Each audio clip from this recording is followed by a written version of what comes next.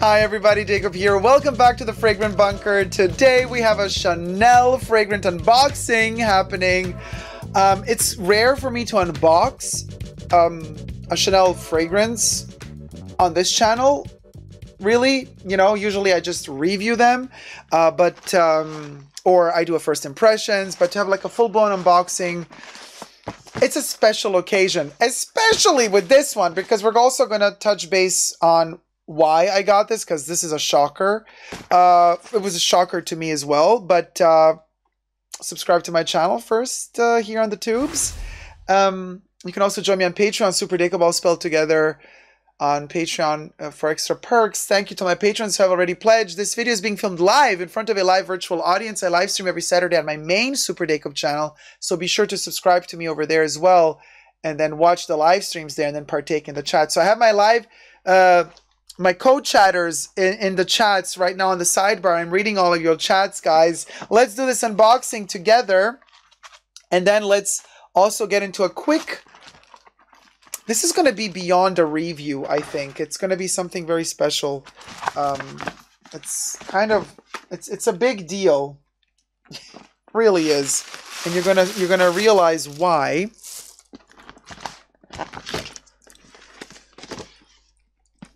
You're going to realize why in just a second.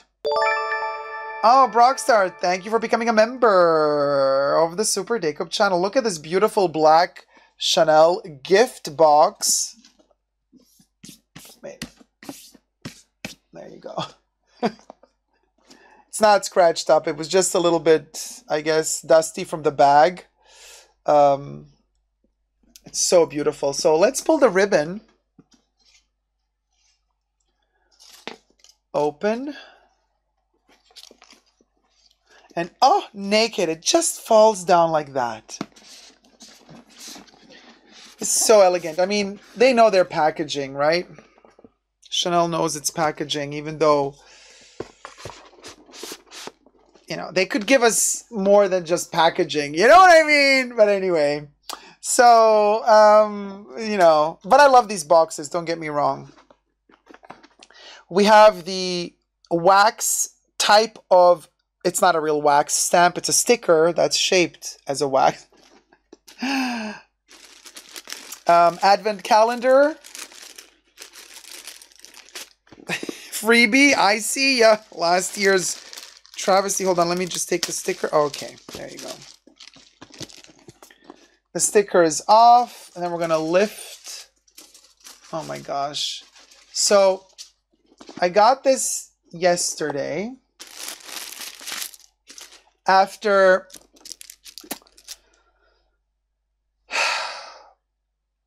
years of consideration,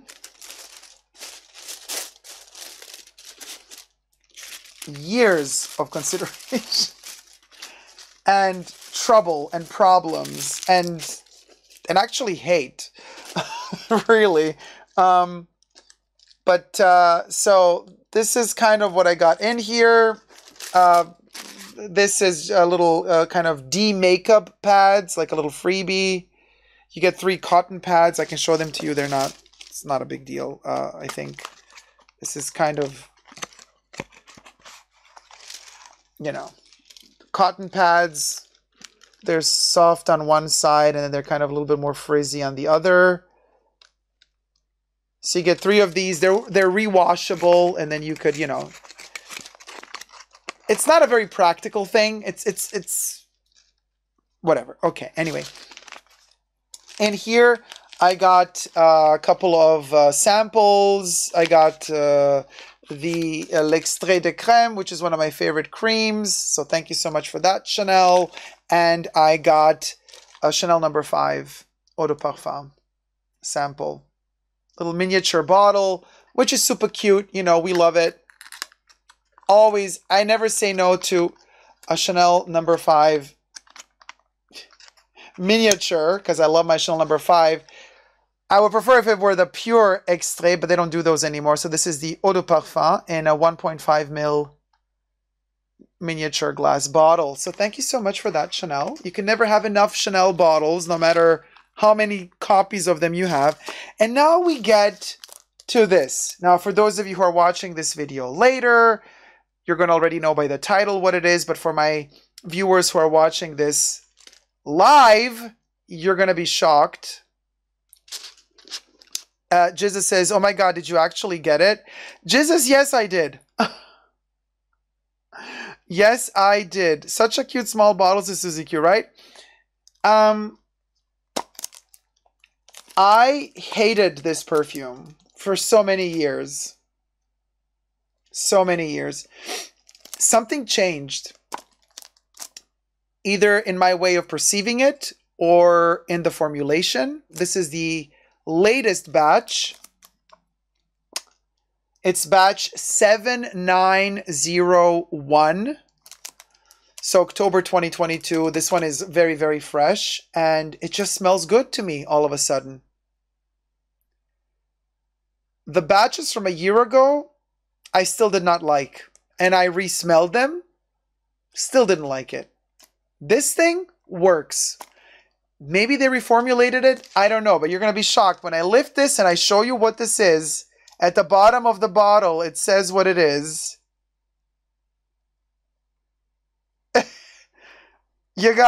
Can you believe that I actually got Sycamore Eau de Parfum? Sycamore Eau de Parfum. I got Sycamore Eau de Parfum. I can't believe I did this. Kev is asking, was it beige? Your boy Freddy says beige. Val is saying, like, did you get beige? Everybody thought I got beige. No, I still don't like beige. No. Everybody's tipping on beige, beige, beige, beige, beige. Sacrilege, says Kev. I know, Trebi's screaming. I know. Comoelita says, batch 7901, amazing. Sycamore Eau de Parfum. Yes. I know. Trina is shocked. Johnny's like, you got the Eau de Parfum? Cha. Okay, let's open it right away. This comes as a surprise to me as well, so feel free to throw shade at me because I've hated the Eau de Parfum since it came out, since 2016. This is the first time I'm buying it now. I have a sneaky suspicion that they did something with this perfume since they launched the Pure Parfum, right? The Parfum just came out in September. And it smells divine to me, and I bought it immediately. I bought actually 2 bottles of it.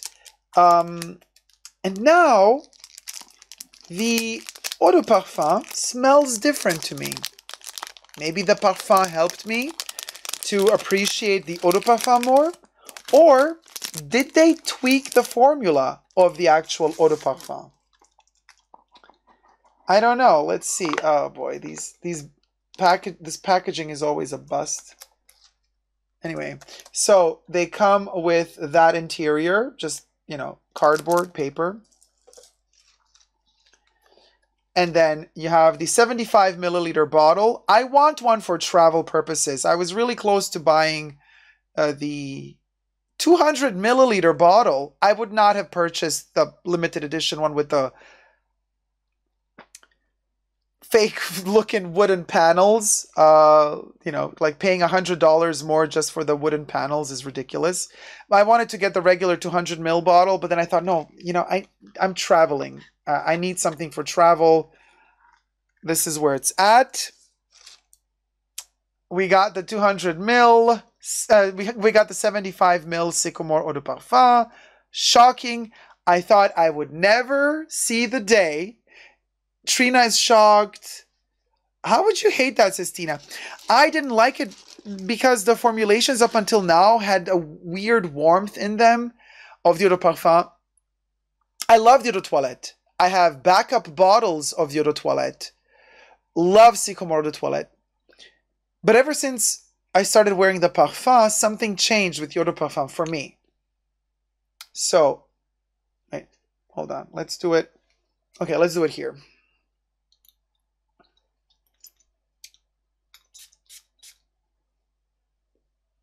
Yeah, it's different. It hits different. They've changed the formula for this thing.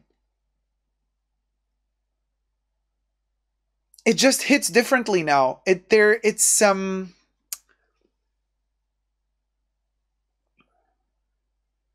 They've changed the formula.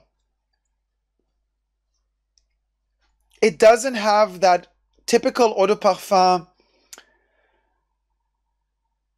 mushy warm smell that I really did not like. This thing is becoming more sharp.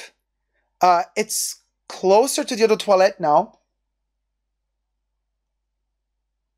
And it has a sharpness to it. The biggest issue I had with eau de parfum from 2016 onwards was to visualize my issue with it. If we were to imagine a pencil, and I don't really have a pencil right now, except I do have a lip liner. It looks like a pencil. Close enough.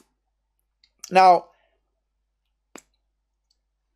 if you envision a pencil, and it has that tip, the point, very, very pointy and sharp, that's how Sycamore smells to me, and that's how I got used to it in the eau de toilette form. It had a precise sharpness to it.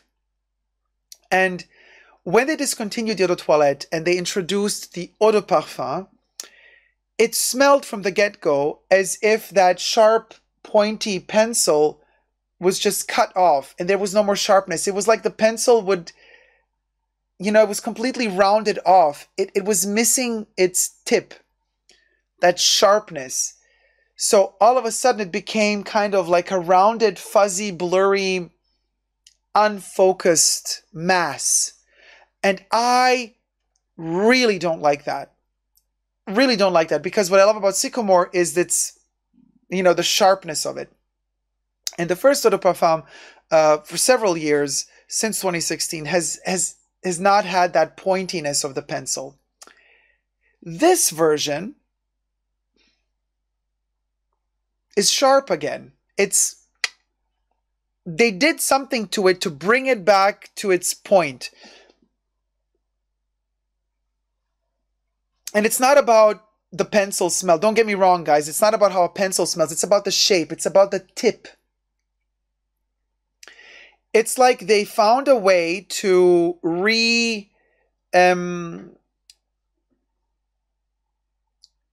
sharpen this pencil, this perfume. It's like they focused to find a way to balance it out. Listen, it almost feels like they're going back to the eau de toilette. Now, they're selling it to us as if it were an eau de parfum, which, you're charging a lot of money, Chanel. But it's tamed in the direction of an eau de toilette again. And I'm here for it. So I'm shocked myself that I'm now owning a bottle of the eau de parfum of Sycamore. I would have never thought that I would be here right now, but I am here right now.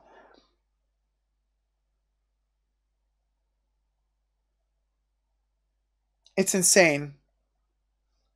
Picky Ricky says, now I want to smell the new batch. It's a subtle difference. The DNA of the perfume is still that DNA of the perfume. It's still Sycamore. You're not going to smell a new perfume. It still smells like Sycamore, but they've crystallized it. It's more crystalline. It's not all vibrate. That smell is not all over the place. It's very, very focused. And the vetiver is cool again. Another issue that I've had with eau de parfum all these years was that it was kind of like a warmed up, mushy vetiver, as opposed to the eau de toilette, which is a cold, wet, damp, earthy vetiver. Now, the current version of eau de parfum is also, it's like a dry, it's not as cold as the eau de toilette, but it's a much cooler version of vetiver. And it is wet again. It's dry, but it's also, it's an earthy vetiver again. maybe they toned down the vanilla. Maybe they did too much vanilla in the older versions and it made it too mushy, almost cakey. But now they've kind of dried it down uh, in a really good way. They've toned down the vanilla somehow. Something has changed.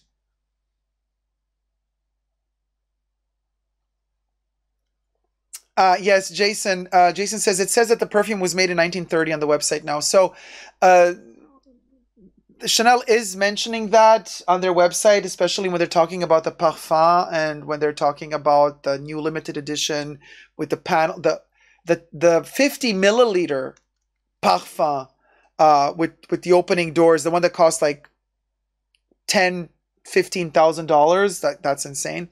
So they're mentioning now that Sycamore first came out in the 30s. Now, Sycamore did come out in the 30s, but not this formulation.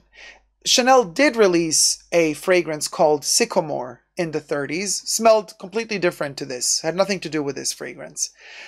Chanel today is using the same name as they did in the 30s, but they have formulated a brand new perfume.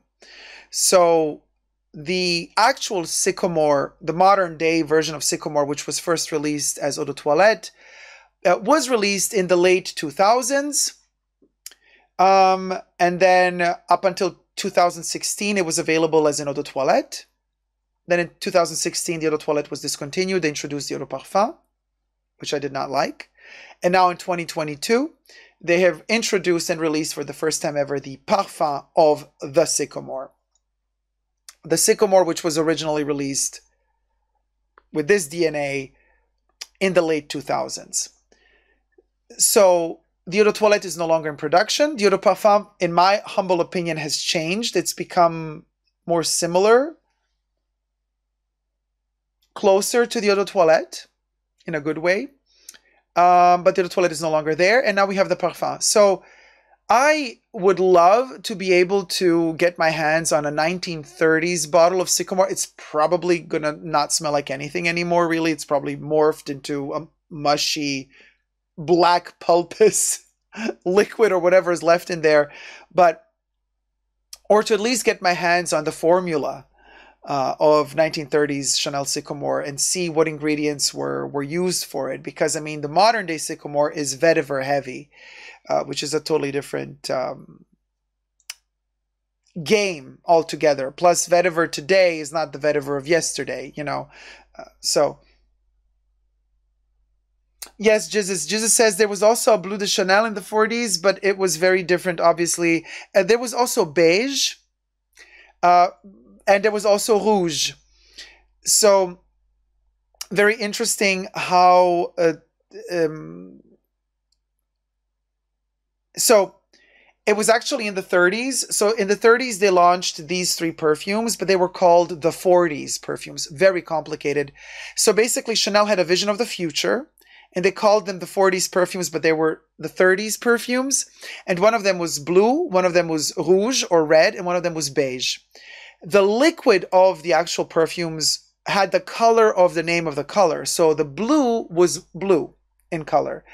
Rouge was red in color, and beige was beige in color. Interesting how today Chanel again has Bleu de Chanel, which is, of course, a completely different smelling perfume. It's an offering for the male clientele, Bleu de Chanel. Then they have L'Eau Rouge from the number 1 range. It's a kind of a body mist, like a fragrance for the body. It's called Rouge. The liquid isn't rouge, but the glass flacon it's in is red glass. And then we have, of course, from the Les Exclusives range, beige. Now, it's a yellowy liquid. You could say the liquid in beige is kind of beige-y, but also hawthorn smell. Not really. That's the only Les Exclusives fragrance that I never bought. I mean, I have samples of it, of the Eau de Toilette, of the Eau de Parfum. I've also smelled the Extrait. It's just, that's the only Les Exclusives perfume I never bought.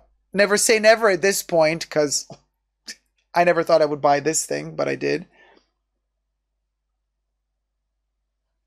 So we have these cardinal points. So Chanel is famous, and interesting how Jason is pointing out that, on the website now they state that Sycamore is from the 30s.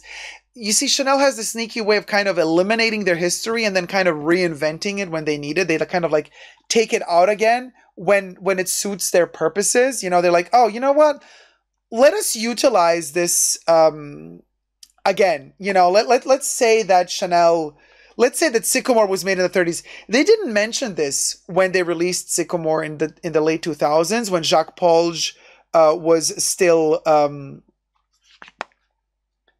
head perfumer, you know, when he did Sycamore. Here, I'm going to show you the original poster for the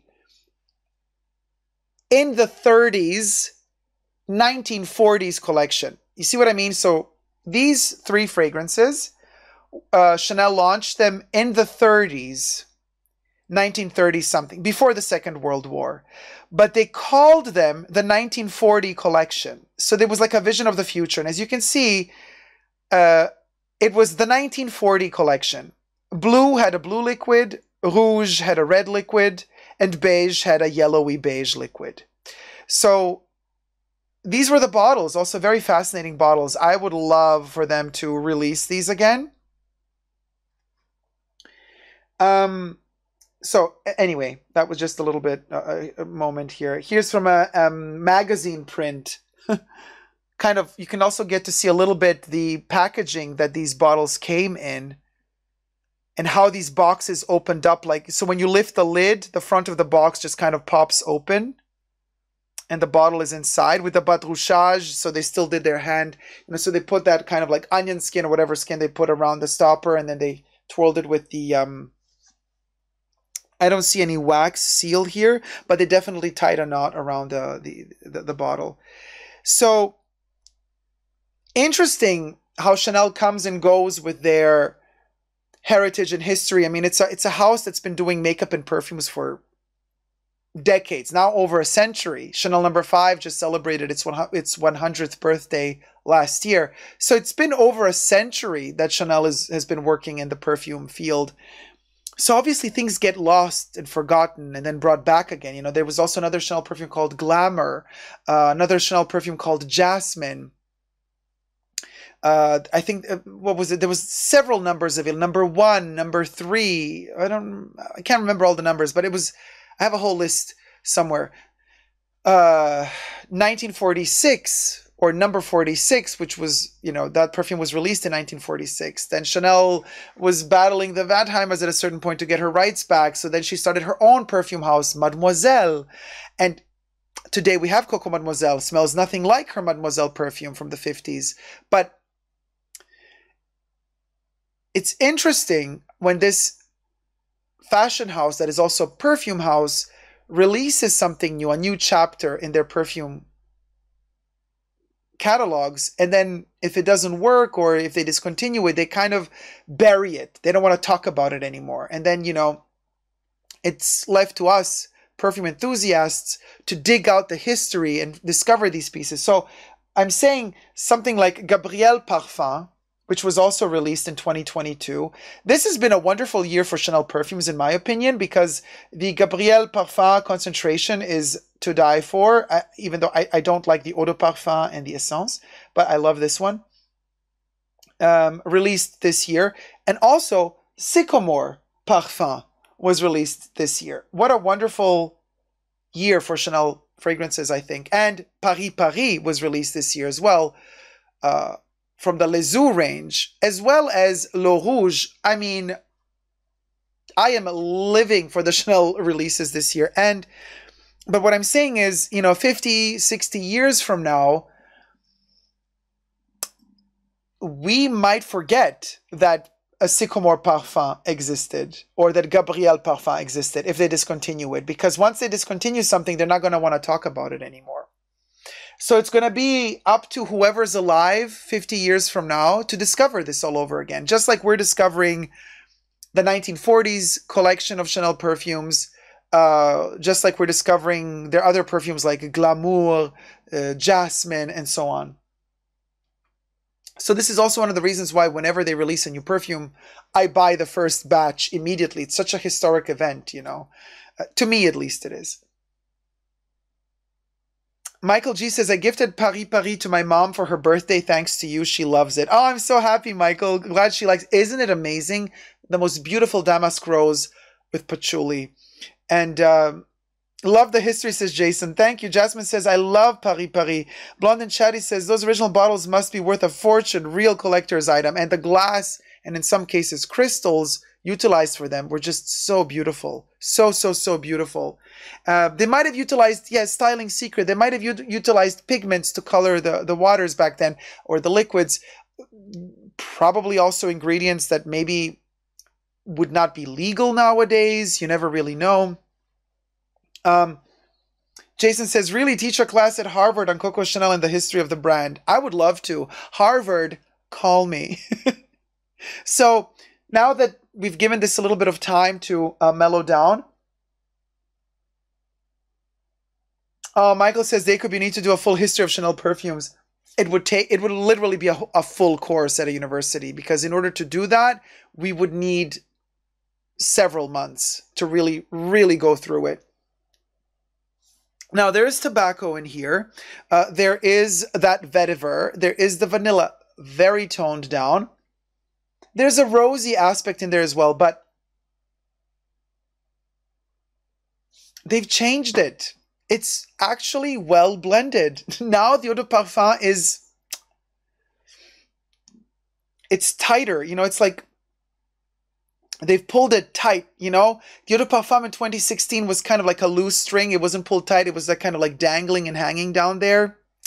And now it's like, do I have anything, you know, to give you a visual? Well, we could take the actual ribbon of the box, right? The Chanel ribbon. So the eau de parfum felt like loose, like this before, and now it's like tight, like that. And it makes sense. All of a sudden it makes sense. So maybe my nose has changed. Maybe something, maybe now, olfactively speaking, I can understand something in here that I couldn't earlier in the years past. I don't know if it's me or if it's the formulation, but right now I'm loving it. So there you have it.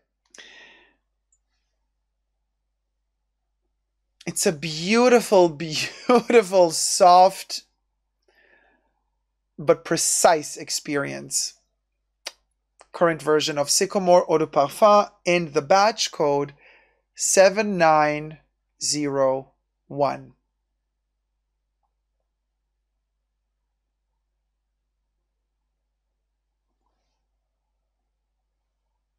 Go figure. I mean, I'm shocked. I'm kind of almost speechless. I really never thought I would see the day that I would enjoy the Eau de Parfum of Sycomore. Thank you guys so much for watching. Let me know your thoughts in the comment section down below. And until next time, never forget to never give up on love and subscribe. Bye.